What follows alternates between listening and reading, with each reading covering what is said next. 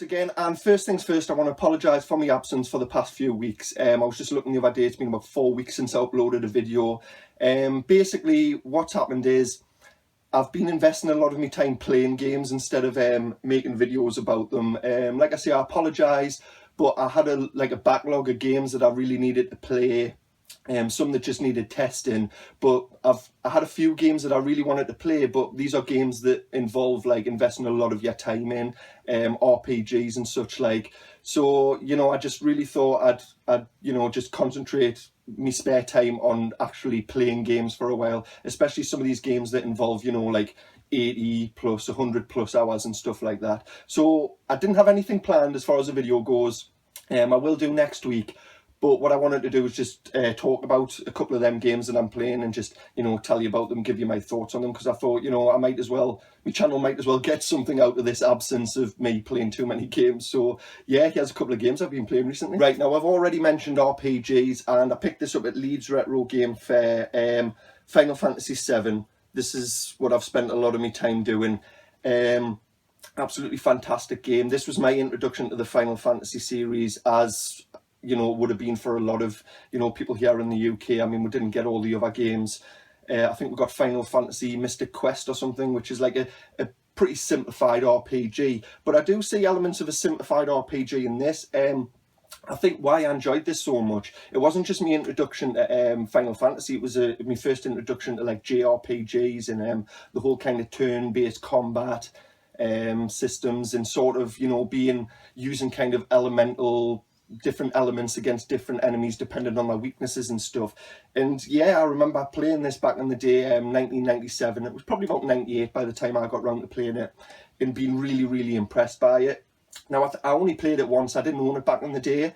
I borrowed it from a friend, like on his advice. He was like, yeah, take this for a couple of weeks and play it because you're going to absolutely love it. So there was so many like things about the game that I didn't know. And back then the internet wasn't as prevalent, so I couldn't really go on and look at walkthroughs and get kind of tactics about it. But, you know, replaying it years later, you know, I'm finding loads of new things about it. Like I didn't realise you could steal in the game back when I played it in my late teens, like in 1998. I didn't realise you could steal. So I've pretty much spent my whole time stealing from every single enemy and every boss I can to see what items I can get. And just loads of little details like that. There's loads of variation as far as, you know, the materia goes and stuff. And obviously the standout part about it is the story, just an absolute fantastic story. Just, you know, just heart-wrenching at moments, you know, when, I'll not spoil it, but heart-wrenching, not that I need to spoil it, everyone's played it. Heart-wrenching in moments, and yeah, just an overall, like, a really great story as far as building the world and building some of these characters go. I mean, the likes of Cloud, Ares, Barrett, Tifa, and all these people all kind of grow as people, and you know, you feel it and sense it as you play the game. So, you know, some great characters, some great gameplay, and yeah, this kept us going for a good 80 hours, I think, just trying to do all the little bits and bobs and collect everything I can, and you know, just kind of level up me characters as much as I can. And yeah, I spent loads of time doing that. So part of the reason why I haven't been making videos is Final Fantasy VII. Great game. Right then, the next game that I've spent a lot of time on is probably the most like modern game that I've had on this channel. It's not current gen, it's on Xbox 360, and it's Metal Gear Solid 5, The Phantom Pain. Now, I love the Metal Gear series, everyone knows I do, but this is one of them games, just like Fallout 4. I've thought, oh, I'll just get it on Xbox One. I'll play it on Xbox One, you know, with a kind of better graphics and stuff. And yeah, I never get a look in with the Xbox One, so I seen this for £8 a couple of weeks back, and I thought, I'm just going to take the plunge and get it on Xbox 360. I mean, I still get the same kind of game, and ultimately I haven't been disappointed. As far as Metal Gear Solid games go, the story's a bit crap, but the gameplay more than makes up for that. Just absolute fantastic gameplay. It's kind of what you'd expect with Metal Gear, you know, avoiding detection and stuff, but what's different about this one, it's set in like an open world, like a sandbox world, and I don't know, I'm a bit bored with the whole kind of sandbox genre now. I think Ubisoft have just absolutely bored us to death with it, but I mean, this is just loads and loads of fun. you know, very tactical. Well, if you want it to be, I like to play like games that involve a bit of tactics, you know, and I like to get tactical when it comes to like military based games and shooting mechanics and stuff. And this just caters me perfect. You know, you'll obviously you'll have a mission and you'll enter the mission area.